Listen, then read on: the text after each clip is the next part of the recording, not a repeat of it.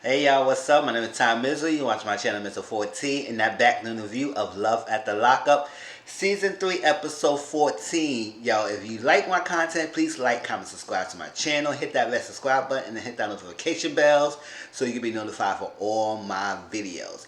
If you're new to my channel, welcome. Appreciate everyone who has been watching my videos, commenting. I do read everybody comment. I do look at what's going on and read it and respond to comments and stuff. So I appreciate everyone. Please share my videos if you can. Get my videos out there. I'm very close to monetization, so I'm just very excited that I could share my passion to everyone and just talk about things and have fun doing it. That's why I just love to keep doing it. Even though it's a lot with my work schedule and stuff, I love doing these reviews. Alright, so let's do Love at the Lockup, y'all. It's not going to be too much of a review because it was this episode was this past Friday. And, I mean, this is Tuesday and the next episode is Friday. So I will have to do this one and do the next new one this coming weekend. But let's jump right into it because it's going to be more like a rant review, whatever you want to call it. But it won't be long. Alright, so Sean and Destiny. You know, Destiny, you get on my nerves. I'm sorry, this girl get on my nerves. And Sean is a dumb, stupid one to believe that he could put all his eggs in one basket and deal with this girl. She's a firecracker. She's a wild card. You can't control her. You can't contain her. You're so worried about that $50,000 when you shouldn't have done that. He knew that if this girl is not going to take him to court, he going to lose the $50,000. So he's so worried about, oh, you got to go to court. You got to go to court. You're going to lose this. You're going to lose that. It's like, okay, you should have thought about that before you put your all and with this girl. So she's up there. Remember last week he was looking at her? I was hoping she was gone. I was hoping that she was gone, and I would say good. She left. But she was in the jacuzzi, and she still think about things. Got him in the jacuzzi.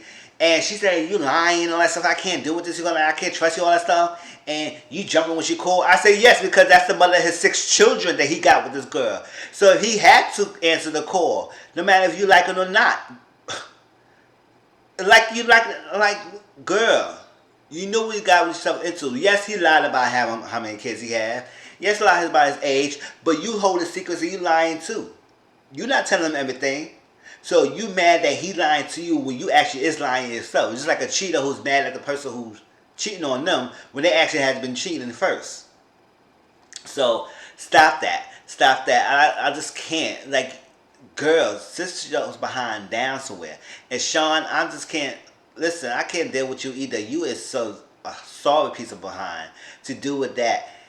So it's a 1 week before court. They talking. He said he apologized. He want to get back, win her trust, and yada yada yada. I don't really care about that. They had sex in the jacuzzi. Ugh, I don't want to see that. And then went to California, all in California to her court date. And he's so worried. Her sister called and want to go out, and they want to drink, and she want to go casino to drink and go drinking adios, mother effer, and all that stuff like that. And drinking, throwing shots back and all that stuff. I said, girl, she's going to have a major hangover, and she probably ain't going to want to wake up the next day to go to court. And Sean was so worried about it, keep texting and calling, texting and calling, texting and calling. She just said, what's going on? The girl, Destiny Phillips, she's so smothered, and she can't take it. And she just like to be a runaway. And so that's a girl, just go back to prison if you want to do all that. Like, so she said it's so easy in prison. There's no responsibilities, no nothing. I said yes, because you want to get money, satisfy your lifestyle, satisfy you wanting money, go casinos and drinking and do all that stuff. That gets tiring. Wow. But Sean is the dumb one and giving her a credit card and giving her all this stuff, giving her assets to money and stuff, and do things. So she out with her sister drinking and having a good time, and Sean had blown her phone. And I said, oh. A part of me wanted her to not to even attend that court date so he could feel why he was so dumb and put $50,000 for a girl that he shouldn't. It's like, come on, you don't even know her like that. You really don't. You really don't.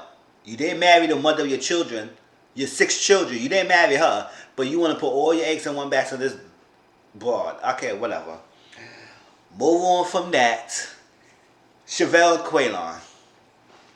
I mean, I'm feeling Quaylon. I'm really feeling Quaylon because I don't understand. And most people is on Quaylon's side. So I'm not gonna say it's some few people say, well, he should never agree to be stepping up to be a father. I said, well, a lot of them say a lot of things when they're in prison. Which this is 2020. We don't even know. We know the rules of the game. We know what they say and what they do, and they will say they want you to hear, so you could continue to stay with them while they're in prison until they get out. Then it's a whole different story. Y'all need to learn, like, they lie to make you keep putting money in their books, to make you believe it's a fantasy they're going to do. And, like, listen, this boy went in prison when he was 17 years old. He got out just now at 29 years old. How much y'all think he will be a family man, a father to her daughter, all this, getting a job real quickly, because he's been out for so long? Time has changed. Years have passed. Like, it's not the same when he was 17 now. It's like things different now. So you expect him to do all this because you so grand and say, oh, we're going to be a future, we're going to be a family, this is that. You was looking for a father of your daughter. Where's the father of your daughter now? Like, where's he at? You putting all of this, like, you want him to be the father figure. He just got out. He need to figure out his own self. He been there for his teenager. He's 29 years old. He still don't know a lot of things. So he needs to figure himself out, have him stability before he actually do anything for anyone else. So all this pressure on him, everybody saying, oh, you gotta do this, and her cousin and all on him. I said, y'all need to fall the F back right now with this boy. He just got out. So what y'all think he's going to be? A Superman that snap his fingers and everything be all good? No. Let him be. Let him breathe a little bit. And figure out if he is the right one for you. Don't put all your pressure on him. Expecting he had to live up to this expectation that you put on. He said, well, you said this in prison. You said that. I said, yes, he said all that in prison. But and what? What they have to say? That don't mean anything. For everyone, female, anybody out there who believe that they will say what they actually will do in prison when exactly it's go different when they go out. No. When they're in prison, it's not 9 out of 10 times it's not exactly what they tell you they're going to do when they get out. 9 out of 10 times when they free, then they're going to say, oh shit, what's going on? Yeah, I got the freedom now. So what I'm doing is tie down, well, let me do what I need to do. And then if I feel like when I tie down, I can tie down. But I'm not here for everyone to say, oh, well, Quaylon didn't step out. No, he don't need to do nothing but get his life together because he just got out. Like I said, a lot of people is on Quaylon's side, so I'm not bashing people. Because people say, well, he just got out. Like, breathe, Chevelle. Like, it's no, come on. And people getting mad at Quaylon. They say, oh, she buy this, she does that. Because that's her money. She did it herself. He didn't force her to do that. So he told her, listen, I'm going to Texas. He bought a one-way ticket to Texas. He not telling when he going to come back. He said he going to come back when he come back, but he need to figure his stuff out. He need to figure it out himself. He need to figure out us when he talk about him and Chevelle and everything. She said, what do you mean you got to figure out us? And all of a sudden, you say you was all of this, and then now all of a sudden you need to figure this stuff out. Like you were so adamant before. I said, girl, stop going back to what he was saying in the present, girl. Don't you know 2020, they saying anything they want to say.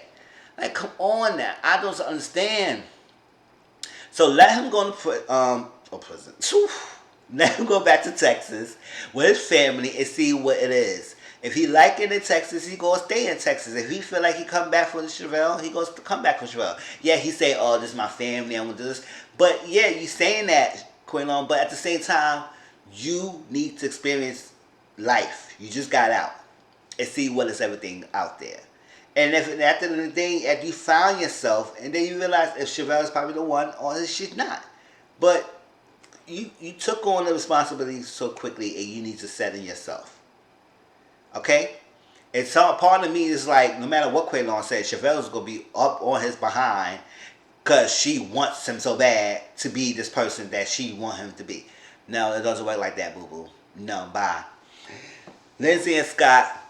Lindsay is horn dog. She's happy that she saw her freaking daughter.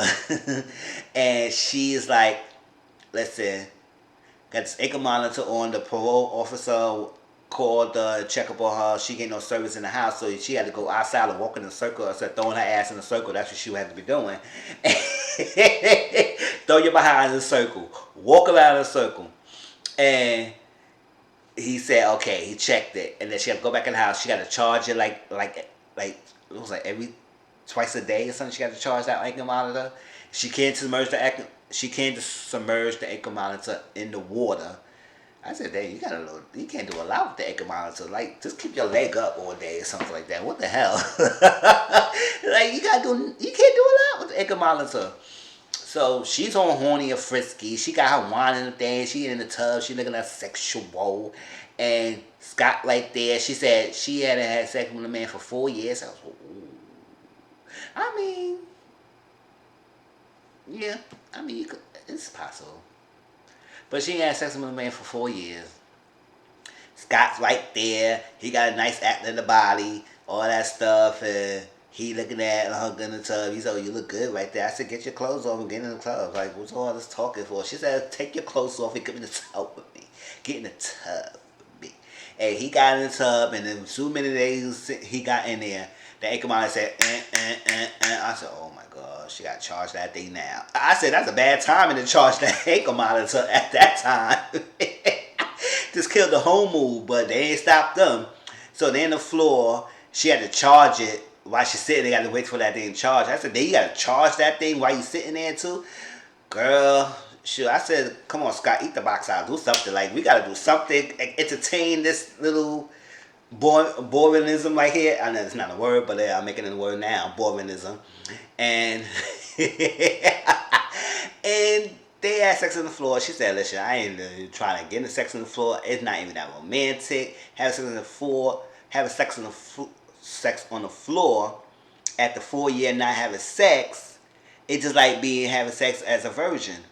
Ouch." I said, "Everybody hurt because you're tight. Yes, box. You having sex for 4 years? That is cool." And I don't know what size he is. She said it's ouchy. So I said, "Oh, he must have been packing or something like that. And you just hurting." Or no matter whatever piece go in there, it gonna hurt her because it's just like being a virgin again. So she's doing something. He just looked through her book and read something, and he feels type of way about this because the quote basically. Well, I said the quote. He confronted her about that. She said, "Oh, this is a quote in the book." I said, "Okay, what book is it from? Like, you say you're in prison and you read books and you write things that from a thing, but why would you write that particular thing from a book if you don't feel that way and you think he would not think it? So you mad that he read through your thing, he went through your stuff? Okay, whatever. I mean, yes, granted, it's just privacy stuff. But he found it. So when he found it, he confronted you about that. You said it's a quote from the book. I said, "So what book is it? Let me look it up." So I ain't going to say whatever word she said, but basically it was saying that gotta get a man, get what he got. He got the money. I'm going to use it for the money, get what I want, get the car, get the house, get all that stuff, and do what I have to do to please him, to get what I want, and just live the lifestyle. And I probably don't even need to be in love with him like that because I got the person that will take care of me, give me money, dig this up, live up, I'm going to upgrade me. Like, she was doing all that, and basically that was what the paragraph was saying. So now Scott feel like he's being used, and it's not authentic love. It's basically a convenience of like a sugar daddy. I said, "What you think? You 50-something years old." She's like 30-something years old. You think you're not going to be a sugar daddy? You throwing money at her left and right. She was in prison, so why she will ever think, well, they all young ladies who like the older men, and they marry them for convenience, for the money and stuff. Hey, it is what it is. Got that money. But I guess that she was bling up to the money. So he said, "Oh, you're not going to get yourself out of this one." And she said, "Oh, I'm leaving." I said, "Where you going, girl? You stuck in the house. Remember, you got to do 2 weeks quarantine in the house, and you ain't going anywhere else, so where you going? Where are you going?" All right. Heather Dylan, you know what? Dylan followed me on Instagram because I think he probably watched my videos and stuff like that. He followed me on Instagram. I followed back. And I said, "Dylan, if you watch this video, please run the hell away from that chick. I don't know if you're with her now. The episode you aired this in is not the current time. So I'm going to try to look it up and see if you still with this crazy crazy girl, because she doing the most. Now, she's so up and set because they got to the house, her auntie house. Her auntie Diane is kind enough to let them stay in the house. So she had in her mind that she was going to go in there, get all the attention, get sex, whatever, all stuff. But he went there with being very polite. I said, first of all, he is being polite to the aunties who actually granted y'all to stay with them. So why he would not come in the house and have a talk with them? So what, girl? You had all this time. He just got out. You got time to have his attention. He in the house. He being respectful. He's not being no freaking crazy ass person. The only way he's in jail periods of time because he got that drug habit. Whatever, he selling drugs, getting caught. That's when he going to jail all the time. But I could tell he's a polite guy. He's very polite. He was apologizing. He would say, "I'm sorry, we gotta go," and everything. And Aunt Diane said, "What about the PO call?" And he said, we ain't gonna be that far. Just keep it low key." Driving, she's upset. Driving crazy, no seatbelt on. I said, if it was a good trick driving in the highway with no seatbelt on, she could get caught by the cops. He could go back to jail. Whatever. She didn't care about all that. She's mad. She's like, I'm upset that you took all that time. I need your attention. He said, you got my attention? Yes. Because when you was doing a heck of flipping out, he was there for you. And then he just got out and you about to risk him going back to jail. Dylan walked away. You a good looking guy. Good looking guy. Nice body. Might be packing. That's what she's probably so dog in the heat, puss in the box. Want to jump on your behind because she wanted something. I said, girl, if it's that damn serious, he just got out. He's ready to go on demand. Park your car somewhere else and hop on the D if you want it that much. Just get whoop and do it and do it. Like, come on. Like, if you that damn horny for the D, just get it. Because I don't understand what you doing all this for. She driving mad fast because the PO Diane called him and said, your PO is at the house. So she said, oh, Diane, we're gonna be there. And she driving mad fast. He said, slow down. She not listening. I said, girl, oh, that's some demon out her eyes. Like, she's fuming. Dylan, when you get a stop sign, you stop, get out that car, but she got to take you back. And that's the house you at. I said, oh my gosh. Dylan, please run away. Run.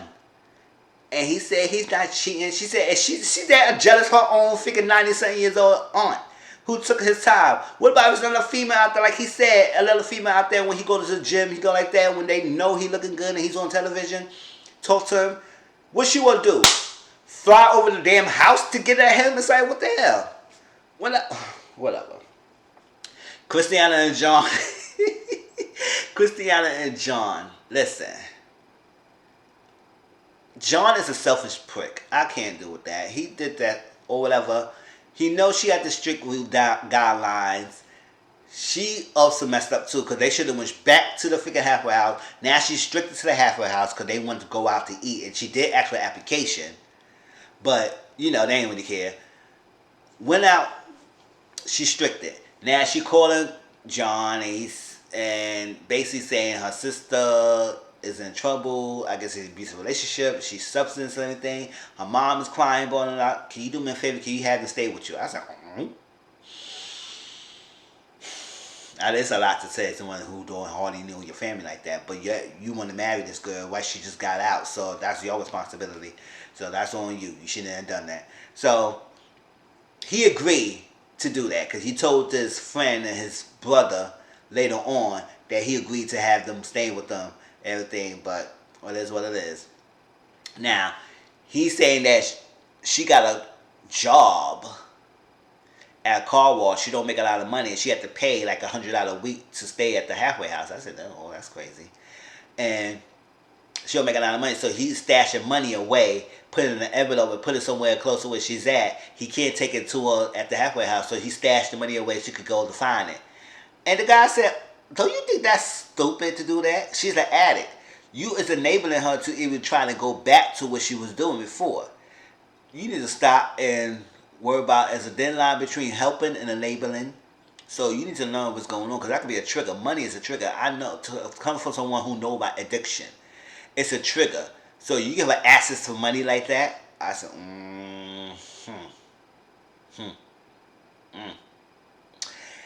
I don't know what to tell you, Christiana and John, but we'll see about more of that story next time. But that was Love at the Lockup, y'all. Please like, comment, subscribe to my channel. Tell me how y'all feel about this episode. I will do the next episode this weekend, and I'll talk to y'all later, alright? Peace.